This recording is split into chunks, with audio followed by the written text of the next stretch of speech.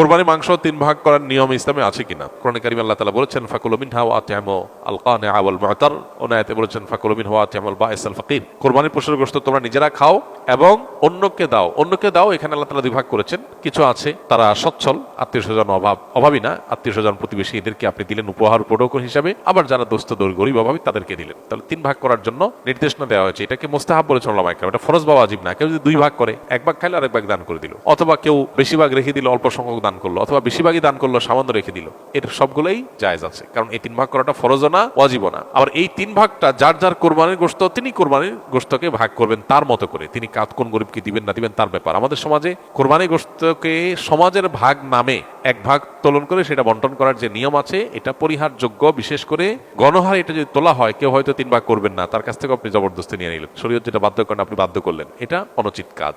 হ্যাঁ, যদি কেউ এরকম উদ্যোগ নেয় যে স্বেচ্ছায় যারা ইচ্ছা তারা দিতে পারেন, আমরা গরিবদের কাছে সুষম বন্টন করে দিব, এটা প্রশংসনীয়। এরকম হতে পারে, স্বেচ্ছায় দেওয়ার ব্যবস্থা থাকলে সেটা ঠিক আছে। কিন্তু বাধ্যতামূলকভাবে সামাজিকভাবে সমাজের ভাগ বলে উঠাই নিয়ে আসা, কেউ নিজের অনিচ্ছা সত্ত্বেও যদি দিতে বাধ্য হয় তাহলে সেটা নাজায়েজ হবে। কারণ নবী সাল্লাল্লাহু আলাইহি ওয়াসাল্লাম বলেছেন লা ইয়াহিল্লু মালু মুসলিমিন ইল্লা বিতিবি নাফসি, কোন মুসলমানের সম্পদ তার মনের সন্তুষ্টি ছাড়া সেটা গ্রহণ করা বা সেটা দখল করা এটা জায়েজ নয়, ভোগ করা জায়েজ না। বিধায় কোরবানির গোশত যিনি কোরবানি দিয়েছেন তাকে আল্লাহ তাআলা দিয়েছেন, এটা তার। সো তার সন্তুষ্টি না থাকলে আপনি সমাজের ভাগ নামে তার কাছ থেকে উত্তোলন করলে সেটা জায়েজ হবে না। তিনি হয়তো তার কোনো আত্মীয়স্বজন গরিব, তাকে একটু বাড়াই দিবেন, আপনার সমাজের ভাগে নিয়ে আপনাদের মতো দিবেন, এটা তো তার অধিকার খর্ব করা হলো, এটা উচিত নয়।